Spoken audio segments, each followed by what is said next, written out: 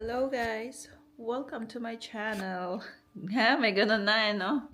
Matagal-tagal din ako hindi nag-post about nursing kasi busy. Una sa lahat, ayun, um, nagbakasyon kami. Tapos umuwi ng Pilipinas yung nanay ko tsaka yung panganay. Kung nakikita ninyo, napapansin ninyo, hindi ako ko-comment usually sa mga, hindi ako masyadong nagko-comment sa mga um, sumasagot sa comments. Gusto ko man, kaso kasi, patola kasi ko minsan. Patola, may pagkapatola ako, kaya sabi nung aking advisor, wow, advisor, wag na daw akong sumagot at hayaan ko na daw yung mga nagko-comment. But sometimes, nagbabasa din ako. Yung kasi, yung sa YouTube studio, merong yung nasa unahan lang. Yung mga nasa unahan lang ang nababasa ko. Tapos yung the rest, hindi ko na siya nababasa. Tapos kapag nakita ko yung comment is unrelated na dun sa topic ng video, hindi ko na tinatapos. Napabayaan ko, nawawala na sa utak ko. Isang video ko, umani ng maraming reaction. maraming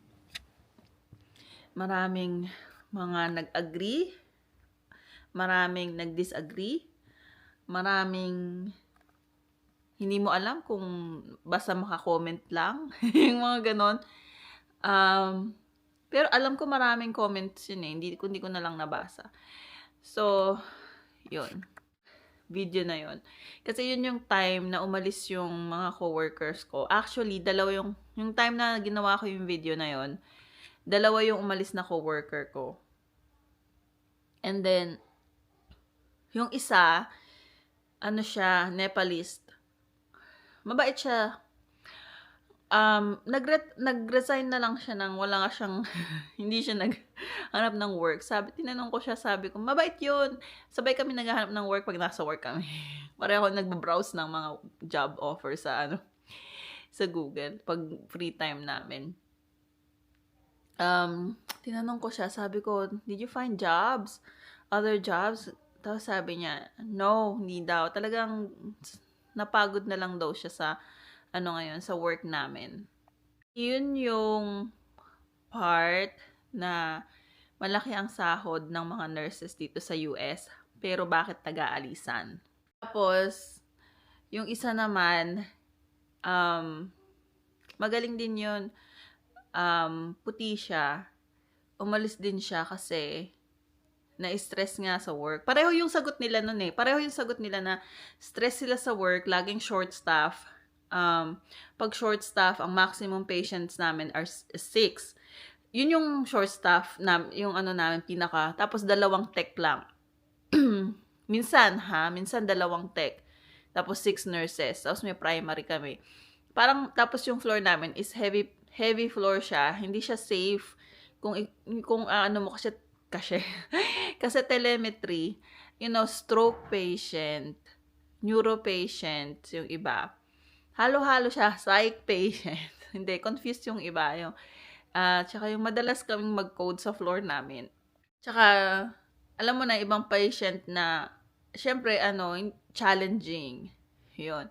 So, yun yung floor namin. Pero madalas is telemetry. Tapos, maghahalo-halo na lahat. Yung ganon. So, sabi niya napagod na siya. Pareho silang sagot na kaya, yung isa, parang feeling ko, sabi niya, parang nabanggit niya mag-home health na lang siya kasi mas malaki daw ang kita sa home health. Which is, I agree. Kasi nag-home health din ako and, malaki nga yung kita namin noon nag-home health ako. Tapos, sariling oras mo pa. Tapos, merong isa naman, nakaalis lang nitong month na to. Yeah, this month. Or katapusan ng November. Kasi nga natatawa nga ako kasi nag-text siya, naka-vacation leave ako, nag-text siya, sabi niya, Glyza, sabi niya, it's my last day. I left a chocolate on your locker. Kasi hindi ko nilalak yung locker ko. Hindi ako naglalak kasi wala naman nakalagay doon eh. Ballpen lang, tsaka pagkain na kung magutom lang ako yun. It's my last day, I'll miss you, sabi niya. Naman ako kasi mabait din yun. Mabait din siya. Taga, siya, Jamaica. nag-ask din ako sa kanya. Sabi ko, bakit ka aalis? Nung ano yun, nung sinabi niya sa akin na aalis na siya. Secret daw yun, secret. Secret niya nun. Sinabi niya sa akin. Sabi niya, punta daw siya ng ibang specialty. Punta siya ng oncology. Pero pupunta siya sa main campus namin. Kasi yung hospital na pinag-work ko, marami, kumbaga dito sa state na nandito ako, sila yung number 1 na hospital. But they're not a trauma hospital. Kumbaga may number 1 na trauma hospital sa ano namin. Pero may yung hospital na pinag-work namin, number 1 siya. Tapos marami siyang number 1 din siya pero not trauma. Hindi sa trauma. Marami siyang branches dito. Sabi niya, pupunta daw siya sa main campus. Mag-oncology siya. Sabi ko, bakit hindi na lang dito sa atin, sa ano natin, sa lugar. Dito sa hospital natin. Sabi ko, meron naman tayong oncology unit ah. Sabi niya kasi daw, lagi din daw short staff doon.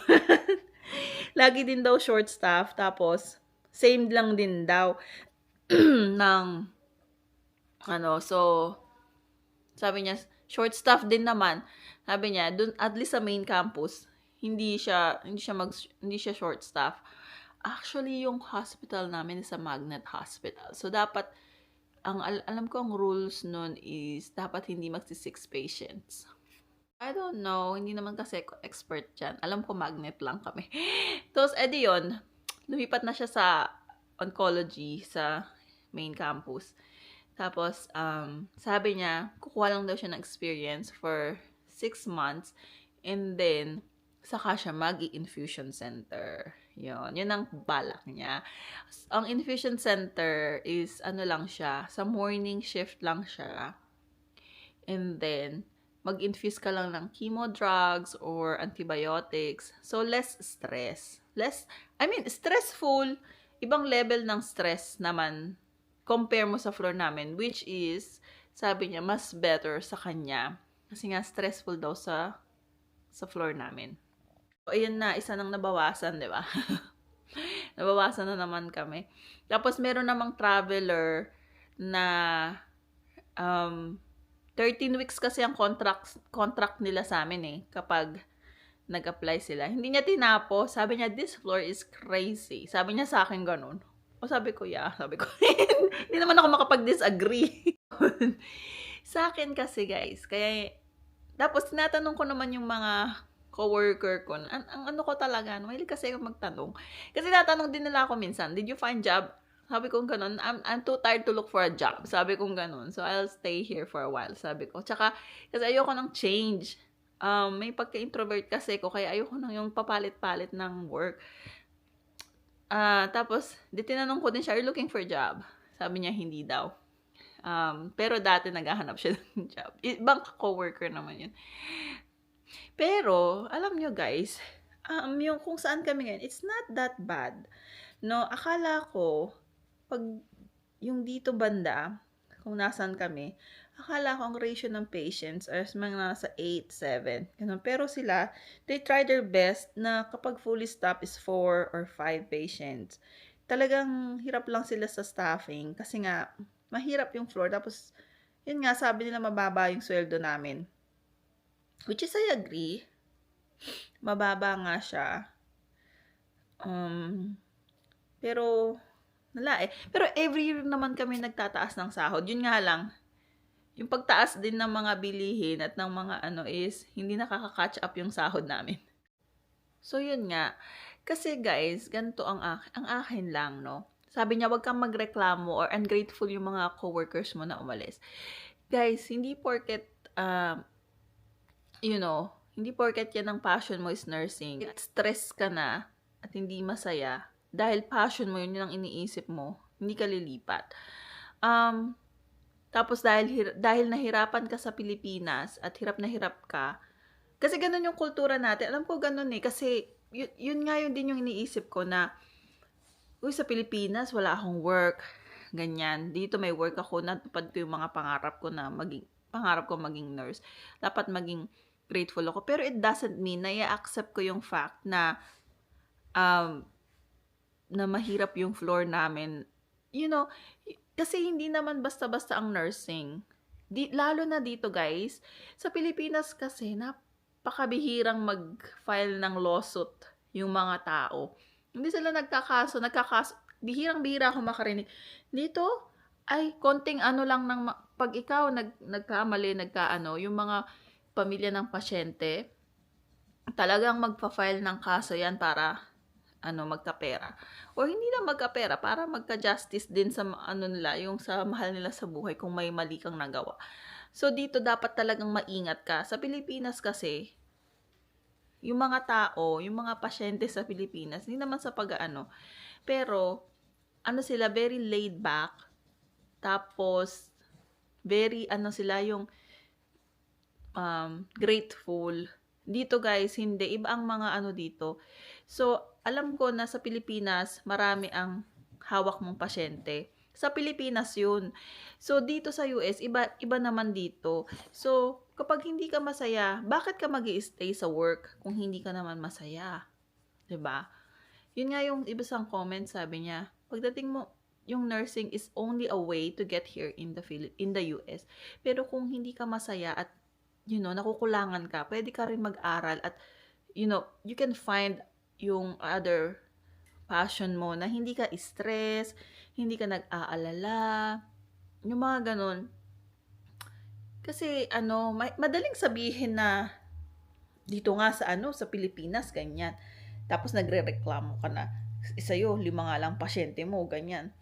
Madaling sabihin yun kasi wala ka sa lugar namin ngayon. Naranasan ko din sa Pilipinas, dahil sa Pilipinas naman ako nag-aral, nakikita ko yung mga nurses na 30 ang pasyente, 60. Alam niyo, nung nagna-nursing ako noon, sabi ko, bakit ganito? Parang hindi ko yata carry ang 30 na pasyente o sabi ko, dapat ba ganun palagi? Kasi ganun ang Pilipinas, matiisin. Yun, matiisin sila, kaya minsan walang nangyayari. Alam mo na. So, maraming nagdi-disagree sa akin dun sa, na yun, sa vlog na yun. Pero hindi naman ako yung umalis, yung coworker ko. Pero yung maka-judge naman yung mga ibang tao, kala mo naman napaka-perfecto nila. Saka, nag-iba na talaga ang na ngayon ng mga patients. Kahit tanungin mo dun sa mga coworker ko na matagal na, talaga nagiging challenging na ngayon. And para sa akin, ang safe ratio talaga is 4 or 5. So, tama yung ibang comment na sa California, ewan ko kung buong California yon, na 4 ang patients, minsan 5, maximum is 5. Sabi ng isang traveler na nag-travel daw siya sa California, ang maximum patient nila is only 5 patients sa telemetry unit. Sa amin kasi may telemetry o wala. May 6 patients ka kung short staff. Wala kang, no choice ka. So, yan. Yun lang ang aking follow up dun sa video na yun. Kasi hindi na ako masyadong nagbabasa. Yung iba, nare-replyan ko, yung magaganda yung reply. Yung magaganda yung reply talaga. Yung may pagka-profession ng reply. Yung iba kasi judgy ang reply niya. Judgy yung mga reply nila. Kala mo naman mga perfecto. Pero yung iba magaganda yung reply, yung may mga suggestion nga na work hard, tapos yung money ang i-invest mo yung money mo para hindi ka na mag-work, ganyan. So, yeah. Maraming mga comment doon na magaganda. Minsan nga pag sagutin ko, wala lang. Parang masaya lang magbasa. Minsan kasi busy kasi ako. Busy kasi ako sa work. Anyway, guys, thank you for watching our vlog. Ano ba ngayon? Ngayon off ko. Tapos isa din yun. Kasi sa clinic, OR. Kasi isa kong kakilala sa work. Sa OR siya, dito sa work sa namin hospital. Ngayon lumipat daw siya. Sabi ko, anong oras ang niya? Pero nagpi-PRN pa rin siya sa namin, sa floor namin. Namimiss daw niya ang floor. Kasi nga, yun yung mga taong gustong-gusto busy. Yan. Pero sabi niya, OR daw, maganda, less stress. Sabi niya, sabi ko, anong ginagawa niyo sa OR? Sabi ko, baka mag-OR na lang ako. Kaso, umaga kasi, kaya ayoko kasi baka hindi ako magising sa umaga, hindi ako morning person. Pero sabi niya, ang time daw nila is 6:30 a.m. to 3:30 p.m. Yun daw ang time na, pero 5 days. Sabi ko, ano ang responsibility mo sa OR as a nurse? Sabi niya, sila daw ang nagpe-prepare ng bed sa yung table sa OR. Nagpe-prepare ng equipment. Nagcha-chart kung ano yung ginagamit ng doktor habang nag-ooperate. Yun daw ang nila. Bawa, goes. Yan, tatype niya, goes. Ganyan. So, yun daw ang nila. Yun ang, niya, ang responsibility nila sa OR. Sabi ko, wow, grabe, ang naman ang gaan ng work nyo. Kaso hindi ko kaya kasi 5 days, tapos, 8 hours. Hindi ko kaya yon. Mas gusto ko pa rin yung 12 hours kasi at least yun, makakapag-day off ako ng matagal. Mas marami ang day off sa pasok. Tapos, pag nagbakasyon pa, PTO, ang maximum talaga, tuwang-tuwa talaga ako pag nagpipiti ako ng 6 days. Kasi hindi lang siya 6 days, 22 days siya na talagang off. Pero 6 days lang yung kinuha ko Kasi the way it was 12, kasama yung mga day off nun. So 22 days. So parang halos month, 'di ba? So yun. Tapos kami pa nag-schedule ng sarili namin. Pero pag OR kasi, fix na yun, 6:30 to 3:30 p.m. Sabi ko, maybe pag uugod-ugod na ako, sabi ko, yun na lang work ko. Yan. So, yun. Yun lang ang aking take on dun sa sagot ko dun sa vlog na yun. Alam ko, hindi ko naman natakal lahat. Pero, I'm defending my coworkers na umalis. Kung saan sila magiging masaya, kung saan less stress, hindi mo masasabing dahil sa wag kang magreklamo dahil ganyan, ganto, ganyan. Iba talaga. Thank you for watching our vlog. Thank you. Please subscribe. Minsan talaga busy ako. Yan, hindi lang puro nursing ang topic natin. Minsan kasi boring na pag puro nursing na lang, diba? Thank you for watching.